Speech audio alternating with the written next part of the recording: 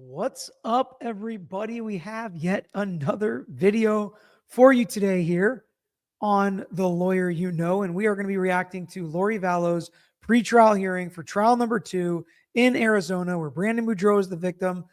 Pretty much it's just easier to keep track of Lori Vallow's trials when we talk about her victims because there are just so many of them.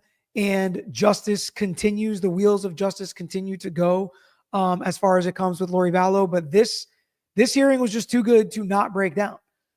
This is a judge dealing with a pro se defendant who has started to realize she has nothing to lose.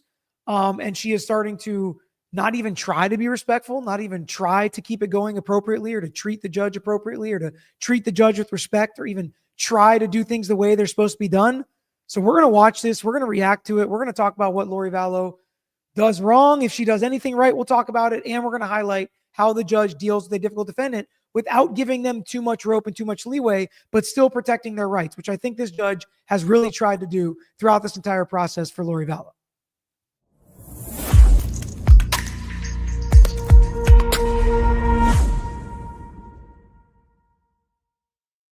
So we're going to jump in a couple minutes into this hearing where the judge has already determined that one of the witnesses for the state will testify undercover, not undercover, but basically without his image and likeness getting out there. He's not going to be sitting on the stand for people to see, but they're still going to be able to stream it. You just can't show his face. We've seen stuff like this happen in other videos for his safety and to protect some other investigations he's doing, things like that. He's a federal agent.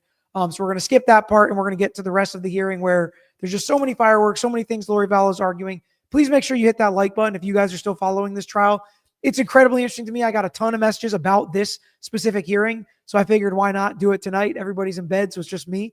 But from my perspective, you guys had a lot of questions, but it was also just interesting to watch this stuff happen in real life, real courtrooms, not a movie. We can learn so much from it. So let's take a listen together. Defendant's response. When I read the amended request, you're simply adding the most recent conviction, correct? Yeah. You didn't really respond to that in your reply. You kind of just talked about the previous reply that you had made about. Did you notice that she had asked to basically add your most recent conviction? I saw that, but I didn't know what the law was since I wasn't sentenced for that yet, so I wasn't quite sure where to go on that, so I left it off. Okay, with the 609, I think similar to the last trial, I'll put that off, and depending on if you testify or not, it only really becomes relevant if you decide to testify. So we'll table that for the time being. So this is them just discussing whether or not her most recent conviction is going to come in, and it's really only going to become relevant if, in fact, she testifies, which she probably won't. Next, I have the state's motion limiting to preclude inadmissible evidence relating to Tammy Latchik, who is a evidence scene technician type person from the, I think it's city of Chandler. Gilbert. Did you have a chance to review that? I just got it, and I am in the middle of responding to that, but I do have a request in that regard. Which is? From the state. Since it was, just given to us, and I'm sure that the state had that information clearly before now, we need additional information, and due to that late disclosure, I was going to ask the state if they could disclose to us the employment records of Tammy and the emails regarding this incident and any recordings or body cam videos so that we don't have to have my investigator try to do an investigation so quickly. If they have that information, if it could be turned over to the defense so that we don't have to try to gather that information so quickly. Well, I don't think you're necessarily entitled to all those things if it's deemed that incident is irrelevant to her testimony.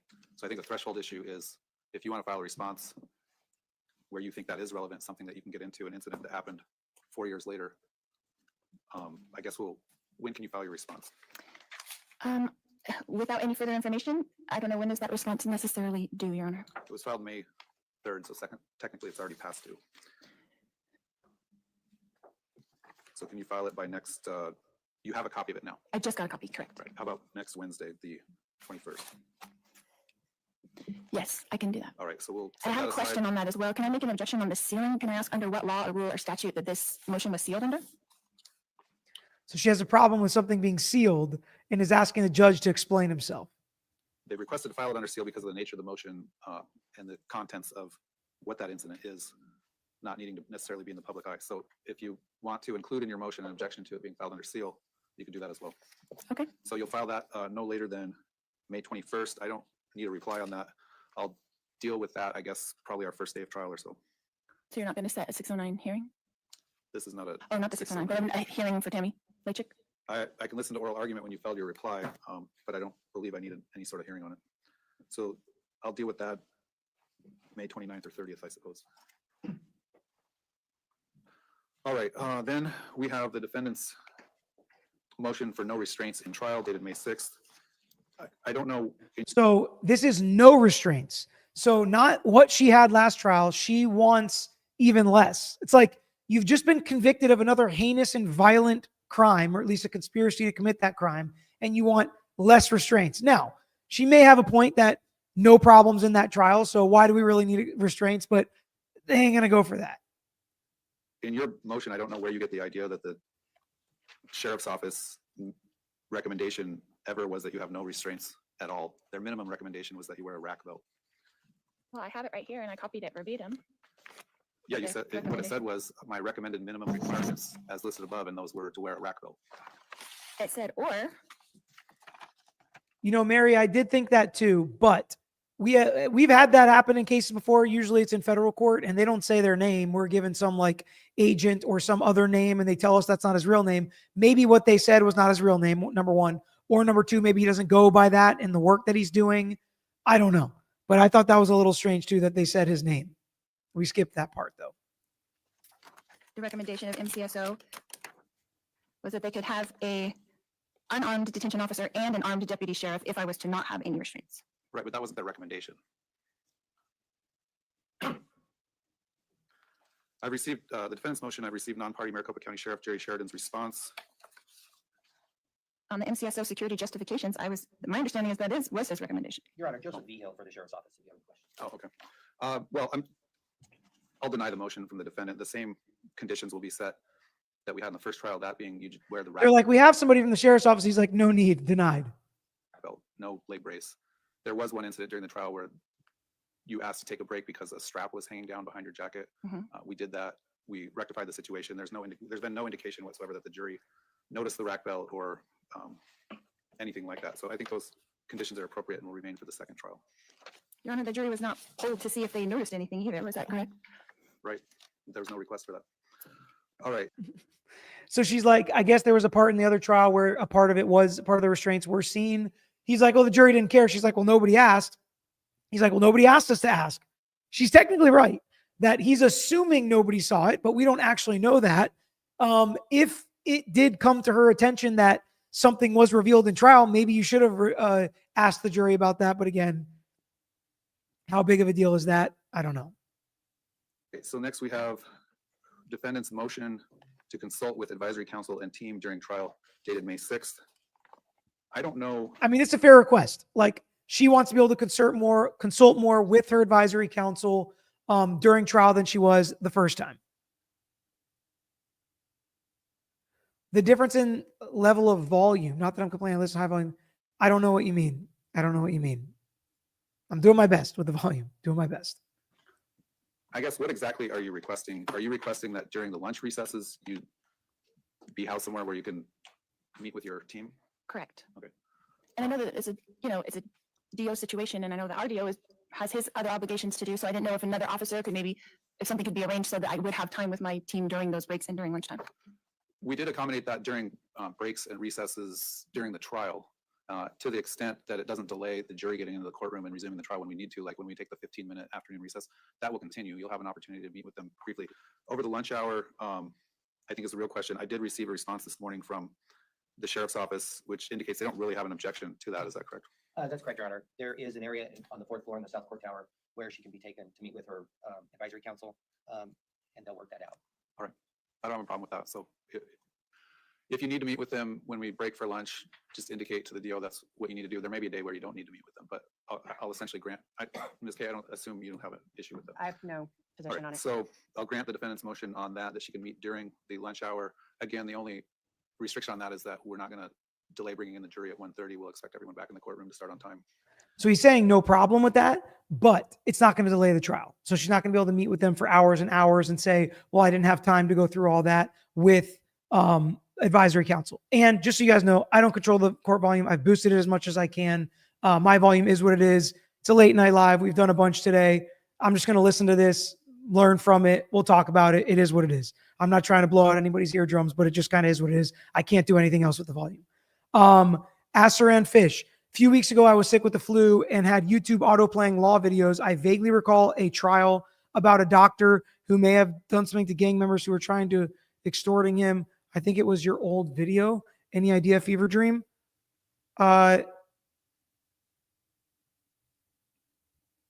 I can't. This sounds vaguely like it might be connected to Murdaugh, who's a lawyer, not a doctor. I'm not sure. Either that or the doctor in my town in South County, Pinellas. But I don't think that had anything to do with gang members. Oh, Adelson, good point. Dentist. That reminds me of what is it? Hangover. He's like, you're not a doctor, you're a dentist. That's a good point. That's a good point. Can we please start a bloopers video on her crazy questions? That'd be a long video, I think. All right, let's talk about the trial schedule. By the way, on Adelson, there's more coming. There's more coming in that conspiracy, as now his mother is going to trial later this year. So if you're catching up, now's a good time. And the screening. I received in the state's pretrial statement. Have you seen that? I just did, yes. Your Honor, may I be Yes, excused? go ahead. Thank you. The state's pretrial statement indicate there was some witness scheduling issues. If we get the jury sat on the 30th and impaneled on the 30th, the last Friday in May, and we have our opening statements and begin testimony and evidence Monday, June 2nd, you indicated that the state indicated you would run out of witnesses either Wednesday or sometime Thursday. Correct. That are available that week, yes. Right, and then so we'll definitely go dark on Friday the 6th. I had initially indicated we would be in trial on that day, but if we can't have any witnesses here, we'll be dark on that day, and we'll indicate that for screening purposes for the jurors. I think we'll still indicate that we'll be in trial on the 5th, and we'll have to play that by ear. Maybe we will be dark, maybe we won't. But as far as when you resume on the 9th, you said you thought you would have 3 witnesses left at that point. Correct. Do you have an anticipation? Are those witnesses that would each take a whole day, or? I think it's possible I could finish that day. So ultimately what I'm getting at is trying to drill down the schedule and screening for the jury. Do we not need to screen them for the week of the 23rd? Obviously, I just So what I'm hearing about trial number 2's schedule is it is going to be much quicker than I think originally expected. It's going to be even shorter than trial number 1. So we're just going to pay attention to this. Listen to this. I think it's starting the beginning of June. It could be over by the second week of June. just received the defendant's 15.2 that lists 2 different expert witnesses. I did request that they actually comply with Rule 15.2 and give me any information about any of these experts. They've also listed other witnesses. So because of that, I would still screen them for the other week. Well, maybe we should address that. Is there still no report from Lonnie Dworkin that the state's received? I've received nothing. Do you have some sort of expert report you were disclosing? We will, Your Honor, yes. When? Well, when is that going to be? Because it's way past due. So once again, she is still trying to get witnesses and evidence in, even though she is way past the deadlines. It's unbelievable that she doesn't understand that by forcing a speedy trial, she has to get things done ahead of time, representing herself. Every decision she has made has created an absolutely impossible vortex where she is just not going to be able to get everything done that she needs to or wants to. So the state did receive the affidavit from Lonnie explaining the things, which is why they turned over late discovery in the middle of the trial. So we did have that. He's working on a few things for us as well now, and I will get with him as soon as possible and get that report to you as soon as possible. All right, well, it's depending on what's in that report, it is likely to be precluded at this point, but I'll keep an open mind on that, and I guess we'll wait and see. Let's talk about, for the purposes of scheduling, Your Honor, and just there's one other person that I I'm- Googled. I'm going to ask her about the other Okay. witnesses. I received your supplemental witness list, I think yesterday. You have, in addition to Mr. Dworkin, you have Weaver, Barkman, again, Detective Moffett, Jeffrey White, Melanie Gibb, and Zulema Pastanas. Zulema Pastanas. Okay. Mhm.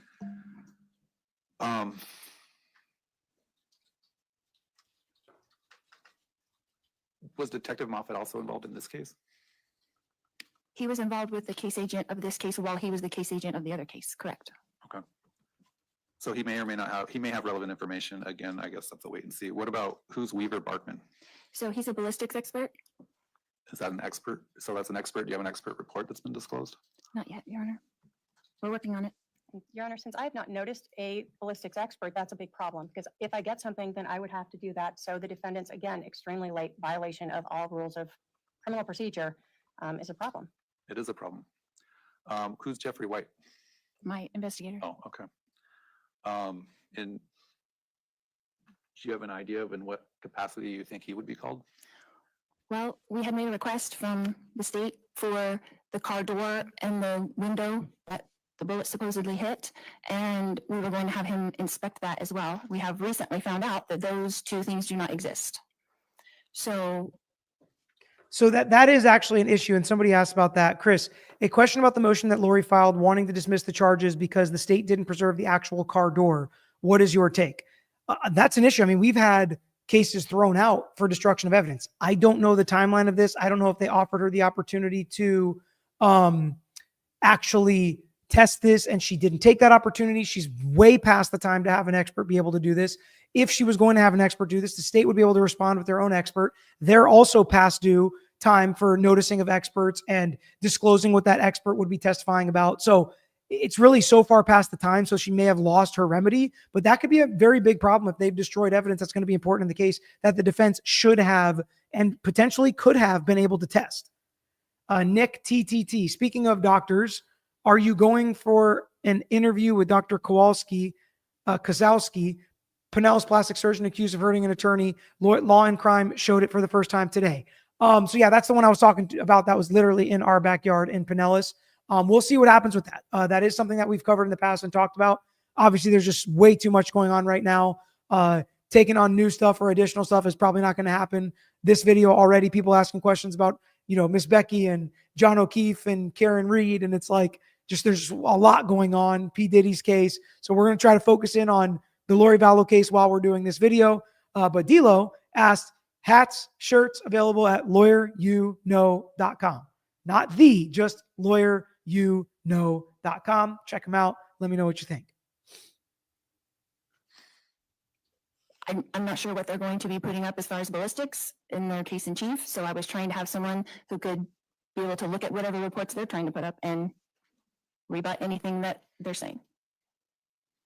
Is Mr. White an expert in that area? Mr. Weaver?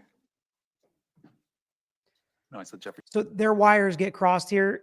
He was asking about her investigator. She was talking about the ballistics expert that she hired, but that just was a misunderstanding between the two. Oh, you mean that doctor's doing interviews? No, pass. I'm gonna take a hard pass on that one. Jeffrey White.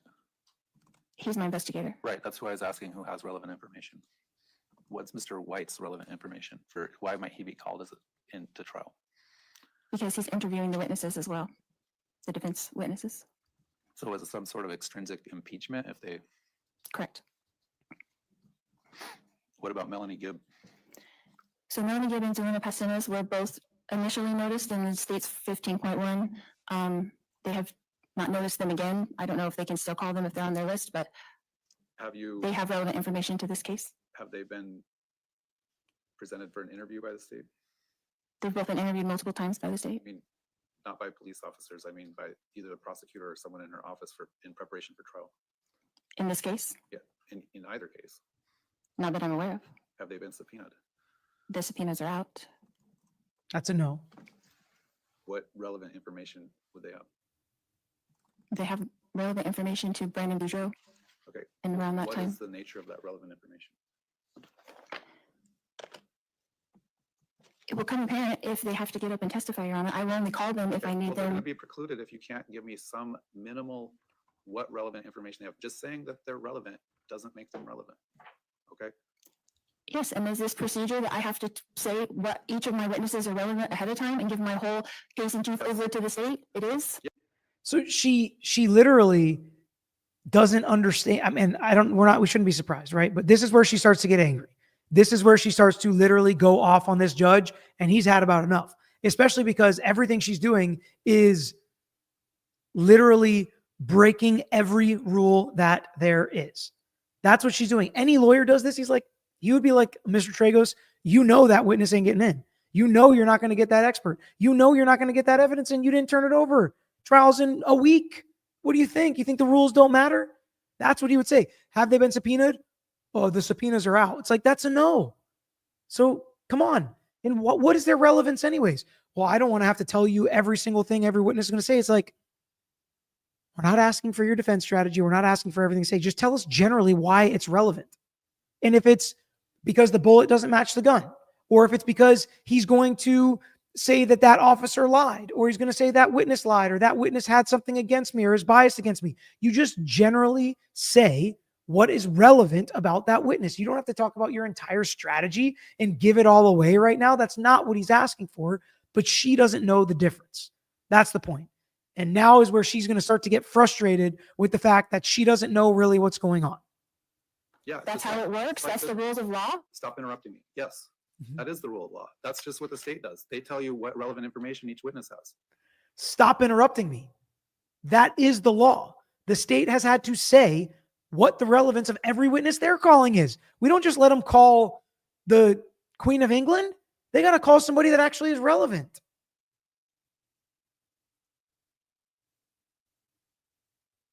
Tommy, thank you. I don't get a lot of comments that are just like this, so I appreciate it. Thank you. I am having a good day. So my answer is yes. So if you can't tell me what relevant information they have, they'll be precluded. They both have had dealings with Brandon Boudreaux and Alex Cox. So Okay, so does someone, that was a server for them at a restaurant. It doesn't make them have relevant information as to this case. Anyone who came into contact. He's like, yeah, their third grade teacher knows who they are too. She can't testify at your trial. That doesn't make it relevant. Explain to us how it makes it relevant. With Mr. Boudreaux or Mr. Cox had some interaction with them at some point in their lifetime does not make them a relevant witness. So what is their relevance? the state had them on their witness list and they're saying they're not relevant? Apparently not. Are you calling them? No, they're not on my, Police interview however many people they interview because they're working on the case. They don't know who has relevant information, who doesn't have relevant information. All the people that they interview don't end up being relevant. So because they're listed in a police report somewhere doesn't necessarily make them relevant. Okay, their relevance lies. Elizabeth, I agree. I think some of these people she's talking about could be relevant.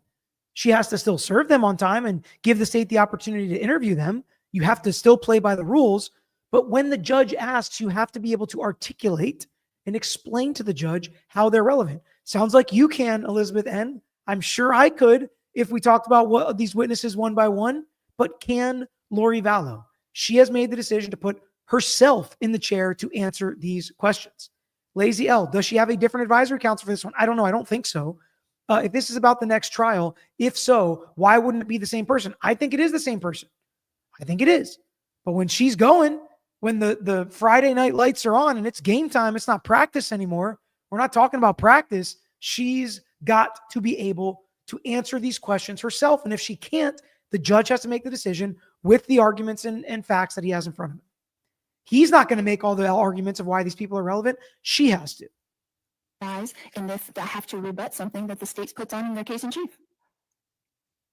They're just called in case they need them. They're subpoenaed in case they need them. All right. It sounds like they don't have relevant information.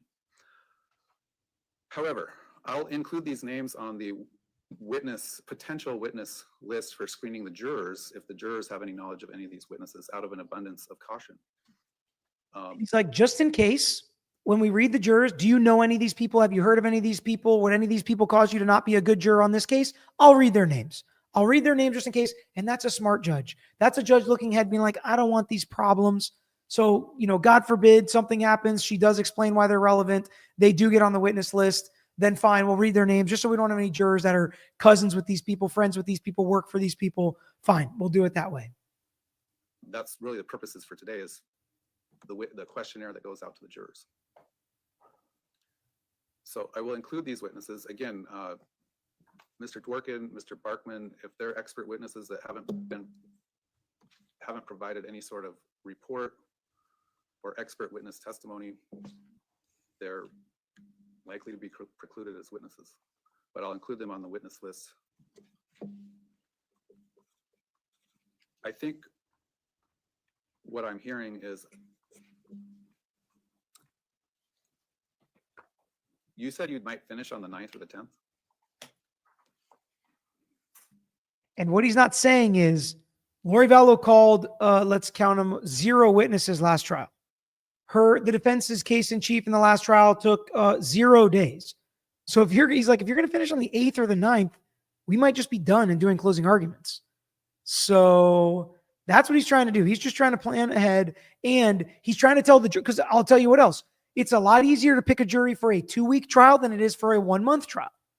The longer a trial is, the harder it is to pick a jury. So he wants to know what to tell the jury. And he's, when you don't know, especially a pro se defendant, that can really affect the schedule and how long it takes. I mean, from my perspective, he's trying to do his job, as difficult as Lori Vallow is making it. And she's going to continue down that road here the last third of this hearing. I'm going to indicate on the questionnaire to the jurors, potential jurors, that the trial is likely to end by June 13th, Friday, June 13th. However, I'll include that Monday, the 23rd, and kind of say, if needed or if required, might go to June 23rd out of an abundance of caution. So he's still going to give it time just in case that Lori Vallow can't say, you cut this trial short, you shouldn't have, you didn't give me the opportunity to present my case. And that's the smart thing to do, even though it is probably going to be more difficult to find a jury. So I'll finalize that questionnaire. It's pretty much done, and it's pretty much the same as the last one, except for the names of the witnesses, the specific allegations. And then I removed the question about viewing medical examiner autopsy type photos because that's not needed in this case. But I'll send you guys out a copy. Actually, I could probably finish it in the next couple minutes and print out a copy so you have it before you leave here today. That questionnaire, I need to get with the jury office. I think we were talking about sending it out the 22nd and cutting it off the 28th or 27th. And then we'll meet again on the 29th in this courtroom to go over the responses. That'll be at 1 p.m. on the 29th. Your Honor, in light of the juror misconduct or the alleged juror misconduct, So here's where it begins. She starts it out with, in light of the juror misconduct, and then she changes it to alleged juror misconduct. And what she's referencing is she believes the juror knew about her prior convictions or maybe Googled her or something to that effect prior to convicting her last trial. And now she's about to let the judge have it. Your Honor, in light of the juror misconduct or the alleged juror misconduct, I have to object to us having so much information go out about my personal information in that jury questionnaire. Do you not think that was a problem? What personal information? The state versus Vallow Daybell. What's the name of the case? Yeah, you don't put that on anyone else's questionnaire. He's like, yeah, that's the name of the case. Yeah, or one other person that's ever had that questionnaire ever put out with their name on it. They just don't do it. Do it in every trial I've done. Then the people are just going to Google it, We're and then we're going to have the same exact problem we had getting a jury for that case. We We're going don't to have have- this. Once again, Lori Vallow just doesn't get it. She just doesn't get it. But her case is high profile. It's very different. But to every client and every defendant, their case is the only case. Their case is the only case. And they act like they may know what other cases are like, but they just don't. Oh, John, get ready. John, get ready, my man.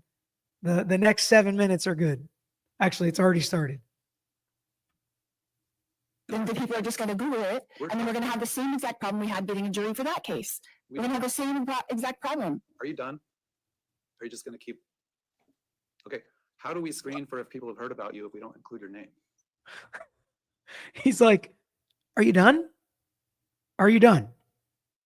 Stop interrupting me. Are you done? How are we going to know? And this is where she doesn't know. You actually want it to be like this, Lori. You want them to Google you and tell us that they Googled you when they show up. That's what you want. It's good for you. We want to know the people that have Googled you so we can strike them, as opposed to not telling them your name. They show up, they see you, and they're like, oh, that's who I think it is. And then they hear your name, and they're going to hear it throughout the trial, and they're going to go home every night.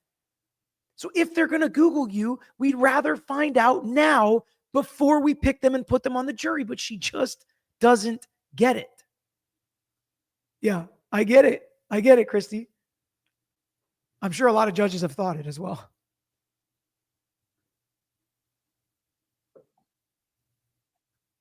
you have a response to that? I'm just saying, you gave them the name and they're just gonna Google it. They're instructed not to Google it. All right. And if you'll recall, when we had all the jurors come in person, one of the first questions I asked them in the afternoon was, who has looked up this case since you filled out the questionnaire? And we had 2 or 3 people raise their hand, and those people were excused. So I have to include your name to screen out for the people that know about your case. And we released about 100 jurors last time because of their answers to that. That's the If we don't point. include your name, that's 100 extra jurors we have to go through in person and ask if they know you. And in fact, that increases the risk of tainting the rest of the jury pool if we have someone stand up and say, yeah, I know about her case in Idaho where blah, blah, blah, in front of the rest of the jurors. He's like, blah, blah, blah, because I don't really want to say what you've been convicted of, Lori. But he's 100% right. Here's a shocker to some people like Lori Vallow. We've done this before. We've made mistakes in the legal realm, in the criminal justice system. So we create rules and processes and procedures to make it more fair. And this is one of them. This actually helps you, Lori. Chancey said, where's our don't flatter yourself merch? John is working on merch as we speak, so I'm told, but it never seems to get done as quick as it's supposed to, John. You can get in the chat and answer for yourself. Are you done on Lawyer You Know merch? A lot of requests for merch. That'll burn the whole panel. We'll have to start over. So I'm going to include your name in the questionnaire. I don't think there was any other personal information or background information about you in that questionnaire other than your name. So was there any other issues you had with the questionnaire? No, Your Honor. So the schedule will be, we'll meet. That's frustrated Lori Vallow right there, by the way.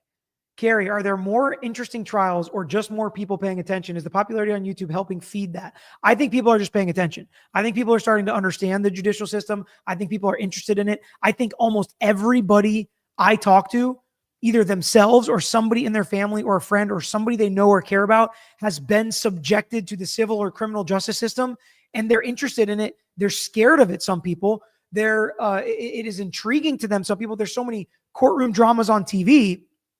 I think it's like a perfect storm. And I think people should pay attention. I really do. I think the system is going to get better. It may feel like it's getting worse or like it's bad, but the way we fix the things that are wrong is shining a light on them, right? The way to end darkness is to shine the light. And that's what I'm hoping happens. Tommy, you know, this is a great question. I hope that she learns this objection. It'd be great to hear it again and see it argued with this judge. 1 p.m. to go over those answers on the 29th. On the 30th, we'll meet at 10. We'll have walk-in jurors that morning that will fill out the questionnaire. And then the people that survive our screening on the 29th, and those that survive the morning of the 30th will come in the afternoon of the 30th. This will be back in the courtroom we were in last time, 5D of the South Court Tower. Again, I expect to seat that jury at some point that afternoon.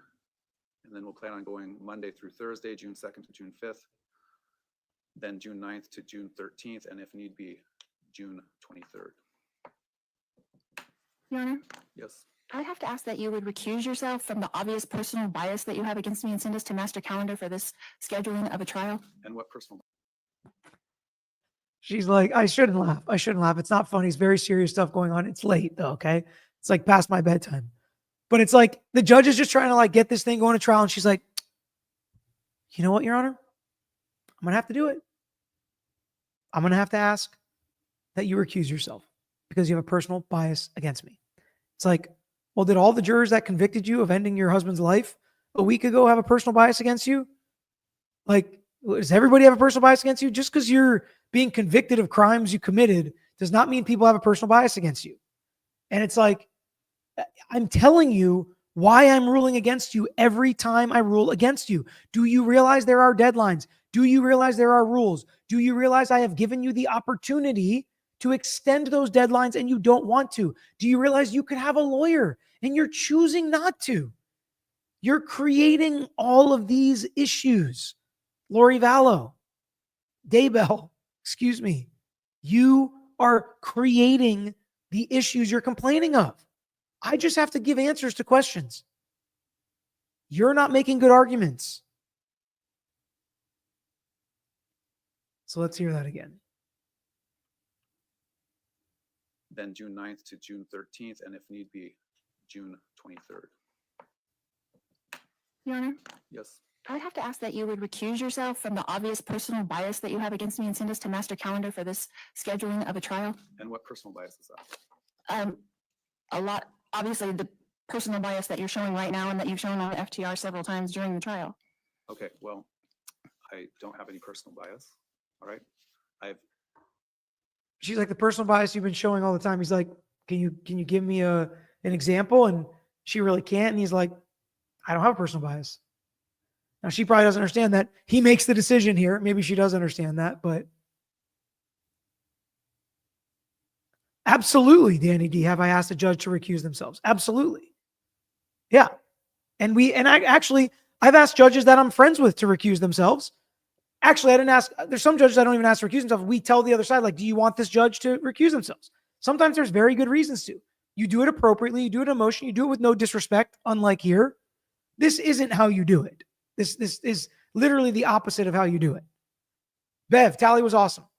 It was short, but I was glad to get back to my family, see my kids. It was nice to tuck them in tonight. But yeah, it was awesome. Tally's always awesome. Bessie. Thank you, Bessie, for gifting 20 memberships. Over accommodated you on when you have to disclose things. In fact, your expert should be summarily precluded today, and I haven't done that. All right. So You denied every single one of my motions since for a year and a half that I've been here. Every single one of my motions has been denied. And have any of those motions not have merit? You've denied every single motion.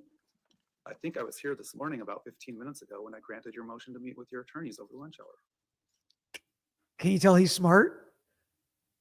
Like, he didn't know she was going to do this, clearly. There was not a written motion. She just sprung it on him. And he's like, okay, I'm going back into lawyer mode. It's me versus you. Let's do this.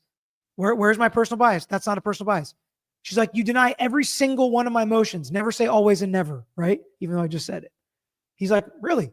I seemed to be here 15 minutes ago when I granted your motion to be able to meet with your counsel at more and different periods throughout the trial and expanded that right for you. He's like, let's go. If you want to go, let's go. I'm trained in this. I've been doing this for a minute. Christy, FTR, I don't use that. So like, I've heard it for like, for the record, if that's what it means, like arguments that she's making. It's not, I don't think it's like a pretrial conference or pretrial hearing or arguments. I would guess for the record, I'm honestly not positive. I have granted other motions of yours. Okay. That's the first motion that you've ever granted Well, in my behalf. file motions that have, You deny every motion. Okay, fine. That's the only motion you've ever granted. Pretty sure he's got some other ones in his mind that he could spin off if he wanted to, but he's like, this is not worth it. a legal basis, and I might grant them. So you're saying none of my motions have had merit? Not many, no. And none of the motions that my first team, you denied every one of my first team's motions. You denied every one of my second team's motions. And now you denied every one of my motions until today. I haven't denied every one of your motions. Every single one of their motions was denied. Every single one of the second team's motions were denied and all mine. So you didn't come into this with any bias against me in the first place? Again, file a motion that has legal merit. Okay. And none of my, He's like, usually how you win legal arguments is you file a motion that has legal merit, which you have failed to do over and over again, including with this recusal. This is just not how you do it, Miss Vallow Daybell. VS, that's hilarious. Do it though. Crush law school. Crush law school. But yeah, it's like, Lori. Listen. Do research, file the motion appropriately, and you may win. And you have won. And your prior teams have won. There's no way he has denied every motion. No way. attorneys ever filed a motion with any legal merit? File a motion that has legal merit. Okay. And none of my attorneys ever filed a motion with any legal merit? They filed a motion on your behalf, the first team, to preclude media coverage, and I issued my ruling according to the law. All right. They filed a motion to have you dressed out, not in jail clothes during hearings like this. Okay. That was not based. And here he goes. He's like, let me rattle off some motions that you or your legal team have won. In law. I denied that motion. So I've ruled on the motions as required by law. Without any kind of conclusion of law in them, just denied. Does that not show a bias and a prejudice against one single person? All right. Are you done? Actually, the way the law puts it is denying your motions or overruling your objections or sustaining the other side's objections is not enough for a recusal. And we saw this argued at length in the YSL trial with Judge Glanville, if you remember. And So she is just barking up the wrong tree. The virtual juror said FTR is the transcribing program. Okay. All right. Denied. Does that not show a bias and a prejudice against one single person? All right, are you done? Are you not going to recuse yourself? No, I'm denying your motion. He's like, you done? No, I'm not going to recuse myself. Motion denied. Motion denied. I mean, he is having none of it. And there's no jury. Yeah, the public is watching. He's not raising his voice. He's not yelling. He's frankly not showing any personal bias. Maybe some annoyance, which basically every judge would have with every pro se defendant. I don't think he's going off on her. D'Lo, my ma said, send him money if you ask a question. LOL, love your coverage. I watch you every day and recap later with my ma. I'm on to buy some merch. Awesome. Thank you, D'Lo. And Ma, what up, Ma? Anything else? All right, I was handed a motion to suppress all evidence pertaining to Jeep Wrangler. I have not received that. You probably got a copy of it today or not? No. Oh, do we need to make copies? All right, go ahead and make copies for the state. I also have a motion to dismiss for non-preservation of crucial evidence. So I think that's what Chris was asking about. They haven't argued it yet. We'll see what comes out about it. They don't argue it in this hearing, obviously. And the state hasn't even seen it, which is, again, not really how it's supposed to be done, but we're in Lori Vallow's court. Copy, I guess the state can file their response to those.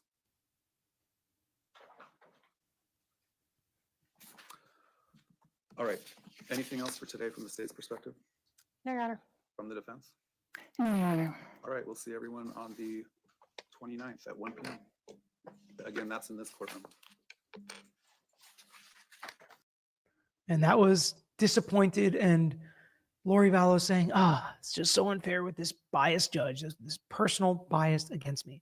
The virtual juror, did you see Becky Hill arrested? Back to Murdaugh? Yes, I did. Eventually, I will be doing a video on it, but not tonight, not right now. That is enough for today. We talked Diddy, we talked Vallow, we talked Reed. That's all I got. That's all I got, folks. But hit a like button. Hit not any like button, the like button on this video. I appreciate you guys coming to hang out. Leave your favorite part of this hearing in the comments. Tell me your favorite quote from this judge in this hearing. That was just something that was kind of fun to watch. If I'm being honest, when you guys sent me that, I was like, another hearing. It's only 30 minutes on 3 times speed. That's only 10 minutes. And then I actually slowed it down for the last 10 minutes and listened to it again because it was so good. And then we watched it together here. You guys are the best. That's all I got. Peace out. Till next time, I'm out of here. Thanks for watching another episode of The Lawyer You Know. If you enjoyed the episode, please hit the thumbs up and share with your friends who may be interested here on YouTube. And don't forget to subscribe. You can also follow us on Instagram, Twitter, Facebook, and TikTok. And don't forget to check out the Lawyer You Know podcast with new seasons dropping every quarter. If you have a case you want to talk to us about, if it's a personal injury case, wrongful death, catastrophic injury, car accident, or slip and fall case, please email us at lawyeryouknow@gmail.com. And of course, all these links I just mentioned are included in the description below on this episode and every episode. So until next time, this is Peter Tragos, The Lawyer You Know.